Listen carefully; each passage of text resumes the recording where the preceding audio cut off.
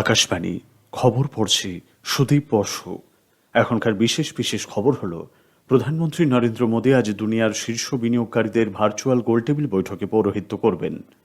বিহারের তৃতীয় তথা চূড়ান্ত দফার বিধানসভা নির্বাচনের প্রচারাভিযান আজ সন্ধ্যায় শেষ হচ্ছে। চলতি খরিফ বিপণন মরশুমের ধান ক্রয়ের পরিমাণ গত বছরের তুলনায় 20% বেড়েছে। ফ্রান্স থেকে কেনা রাফাল যুদ্ধ বিমানের দ্বিতীয় ব্যাচ গতকাল ভারতে এসে পৌঁছেছে। নির্দিষ্ট কিছু বিধিনিষেধ সহ আজ থেকে মহারাষ্ট্রে খুলে যাচ্ছে সিনেমা হল, থিয়েটার, মাল্টিপ্লেক্স। মার্কিন রাষ্ট্রপতি নির্বাচনে ডোনাল্ড ট্রাম্পের চেয়ে কিছুটা এগিয়ে জো বাইডেন। আইপিএল ক্রিকেটে প্রথম কোয়ালিফায়ার ম্যাচে আজ দুবাইয়ে মুম্বাই ইন্ডিয়ান্স খেলবে দিল্লি ক্যাপিটালসের বিরুদ্ধে। করোনা সংক্রমণ এড়াতে মাস্ক পরুন ও সঠিকভাবে পরুন। 2 গজ দূরে থাকুন, নিরাপদ দূরত্ব বজায় রাখুন, হাত ও মুখ পরিষ্কার পরিচ্ছন্ন রাখুন। আসছি বিস্তারিত খবরে। প্রধানমন্ত্রী নরেন্দ্র মোদী আজ সন্ধ্যায় ভার্চুয়াল মাধ্যমে দুনিয়ার বিনিয়োগকারীদের একটি সম্মেলনে পৌরোহিত্য করবেন। গ্লোবাল ইনভেস্টর রাউন্ড টেবিল শীর্ষক এই বৈঠকের যৌথভাবে আয়োজক অর্থমন্ত্রক এবং জাতীয় বিনিয়োগ ও পরিকাঠামো তহবিল। বিশ্বের অগ্রণী প্রাতিষ্ঠানিক বিনিয়োগকারী সংস্থার প্রতিনিধি, ভারতের ব্যবসায়িক প্রতিষ্ঠানগুলির নেতৃত্ব এবং অর্থমন্ত্রক ও আর্থিক বাজার নিয়ন্ত্রক সংস্থার শীর্ষ আধিকারিকরা বৈঠকে যোগ দেবেন। অর্থমন্ত্রী নির্মলা সীতারামন, অর্থ প্রতিমন্ত্রী অনুরাগ ঠাকুর, আরবিআই গভর্নর শক্তিকান্ত দাস এই গোলটেবিল বৈঠকে যোগ দিচ্ছেন। মার্কিন যুক্তরাষ্ট্র, ইউরোপ, কানাডা, কোরিয়া, জাপান, পশ্চিম এশিয়া, অস্ট্রেলিয়া এবং সিঙ্গাপুরের শীর্ষ বাণিজ্যিক প্রতিষ্ঠানগুলির প্রতিনিধিদের আমন্ত্রণ জানানো হয়েছে। বিহারের তৃতীয় তথা চূড়ান্ত দফার বিধানসভা নির্বাচনের জন্য প্রচারাভিযান আজ সন্ধ্যায় শেষ হচ্ছে। এই দফায় 15টির বেশি জেলার 78টি আসনে আগামী 7ই নভেম্বর ভোট নেওয়া হবে। একই সঙ্গে বাল্মীকিনগর সংসদীয় আসনের উপনির্বাচনও অনুষ্ঠিত হবে। বিজেপি, আরজেডি ও কংগ্রেসের তারকা প্রচারকরা ভোটারদের মন জয়ের জন্য শেষ পর্যায়ের প্রচারে অংশ নিচ্ছেন। রাষ্ট্রীয় লোক সমতা পার্টি আরএলএসপি, হিন্দুস্তানি আবাম মোর্চা হ্যাম এবং বাম দলগুলির নেতারাও বিভিন্ন স্থানে পথসভা ও জনসভা করছেন। এদিকে নির্বাচন কমিশন দ্বিতীয় দফার বিধানসভা নির্বাচনের মোট ভোট পড়ার হার প্রকাশ করেছে। এই দফায় 55.70% ভোটদান হয়েছে বলে কমিশন জানিয়েছে।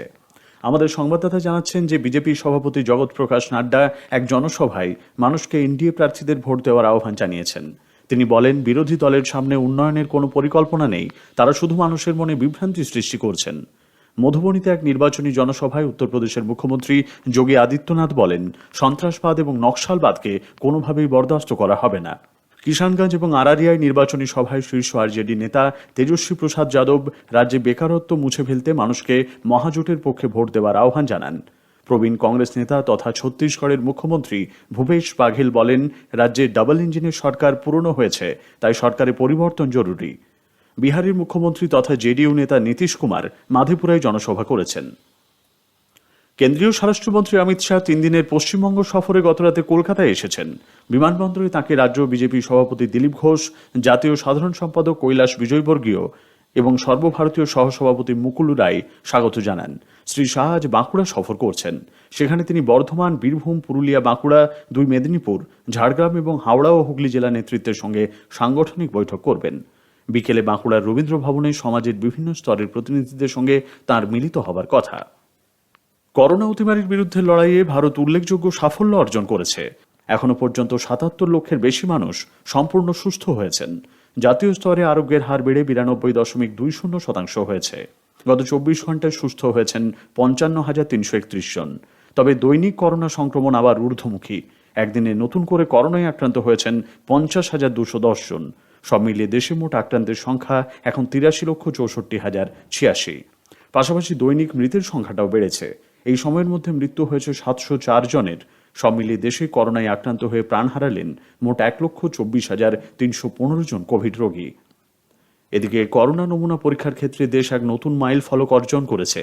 গত 24 ঘন্টায় সারা দেশে প্রায় 12,10,000 কোভিড নমুনা পরীক্ষা করা হয়েছে। এই নিয়ে এযাবৎ নমুনা পরীক্ষার সংখ্যা 11,42,00,000 ছাড়ালো। এদিকে পশ্চিমবঙ্গে করোনা সংক্রমণ থেকে সুস্থতার হার 88.88% পৌঁছেছে।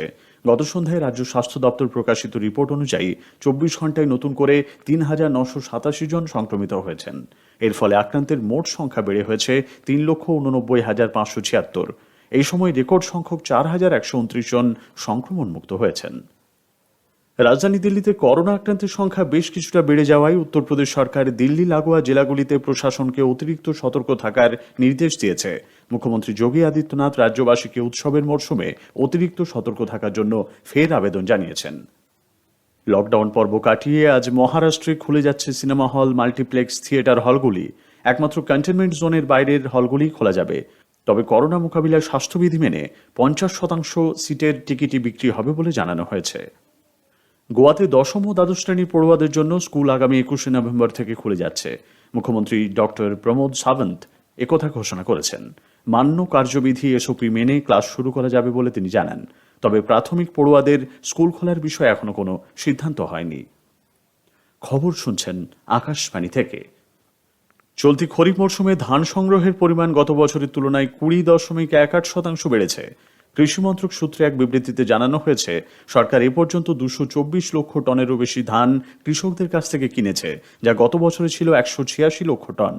ন্যূনতম সহায়ক মূল্য এমএসপিতে ধান কেনার ফলে 18,91,000 কৃষক উপকৃত হয়েছেন। সরকার 42,422 কোটি টাকা ধানের দাম বাবদ মিটিয়ে দিয়েছে। পাঞ্জাব, হরিয়ানা, উত্তরপ্রদেশ, উত্তরাখণ্ড, তামিলনাড়ু, চণ্ডীগড়, জম্মু কাশ্মীর, কেরল, গুজরাট ও অন্ধ্রপ্রদেশে ধান সংগ্রহের প্রক্রিয়া সুষ্ঠুভাবে চলেছে বলে জানিয়েছে মন্ত্রক। রাজ্যগুলির সুপারিশের ভিত্তিতে তামিলনাড়ু, কর্ণাটক, মহারাষ্ট্র, তেলেঙ্গানা, গুজরাট, হরিয়ানা, উত্তরপ্রদেশ, ওড়িশা, রাজস্থান এবং অন্ধ্রপ্রদেশ থেকে 45 লক্ষ টন ডাল ও তৈলবীজ সংগ্রহের অনুমোদন দেওয়া হয়েছে।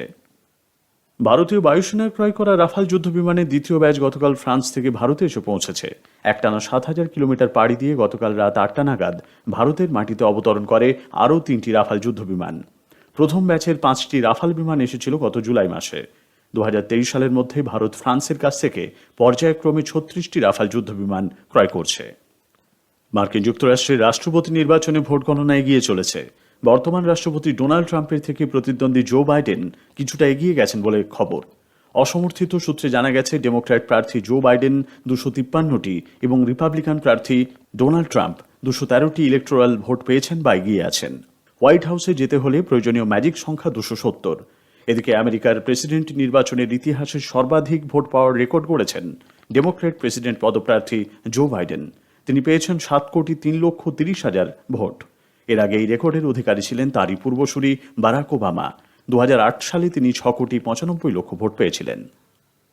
বাংলাদেশ ও মার্কিন যুক্তরাষ্ট্রের নৌবাহিনী যৌথ বিশেষ সহযোগিতা প্রশিক্ষণ কেরাট 2020 সূচনা হয়েছে। দুই দেশের নৌসেনার মধ্যে সহযোগিতা বৃদ্ধি এবং সমুদ্রপথে যোগাযোগ বাড়ানোই এই প্রশিক্ষণের মূল উদ্দেশ্য। ভার্চুয়াল উদ্বোধনী অনুষ্ঠানে উপস্থিত ছিলেন বাংলাদেশের নৌবাহিনীর fleet rear admiral M Mahbubul Islam এবং মার্কিন যুক্তরাষ্ট্রের নৌবাহিনীর পক্ষে রিয়ার অ্যাডমিরাল ফ্রেড কাচের। এবার খেলার খবর। দুবাইয়ে আজ আইপিএল এর প্রথম কোয়ালিফায়ার ম্যাচে দিল্লি ক্যাপিটালস মুম্বাই ইন্ডিয়ান্সের বিরুদ্ধে খেলবে। খেলা শুরু হবে ভারতীয় সময় সন্ধ্যা 7:30টায়। আগামীকাল আবুধাবিতে এলিমিনেটর ম্যাচে রয়্যাল চ্যালেঞ্জার্স ব্যাঙ্গালোর সানরাইজার্স হায়দ্রাবাদের মুখোমুখি হবে। ফাইনাল খেলা হবে 10ই নভেম্বর। মহিলাদের টি-20 চ্যালেঞ্জার ম্যাচে শারজায় আজ ভেলোসিটি খেলবে ট্রেল ব্লেজার্সের বিরুদ্ধে।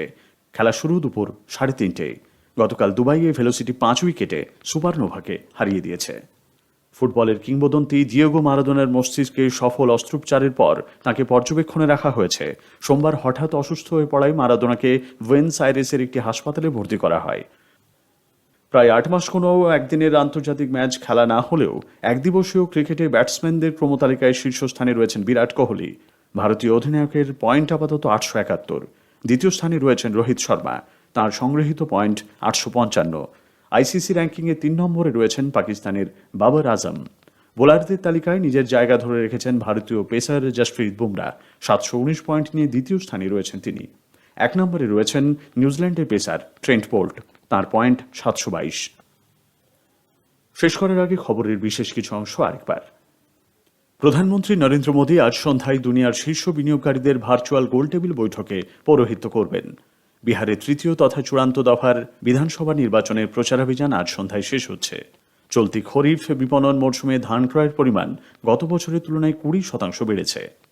মার্কিন রাষ্ট্রপতি নির্বাচনে ডোনাল্ড ট্রাম্পের চেয়ে কিছুটা এগিয়ে জো বাইডেন। আইপিএল ক্রিকেটে প্রথম কোয়ালিফায়ার ম্যাচে আজ দুবাইয়ে মুম্বাই ইন্ডিয়ান্স খেলবে দিল্লি ক্যাপিটালসের বিরুদ্ধে। খবর শেষ হলো।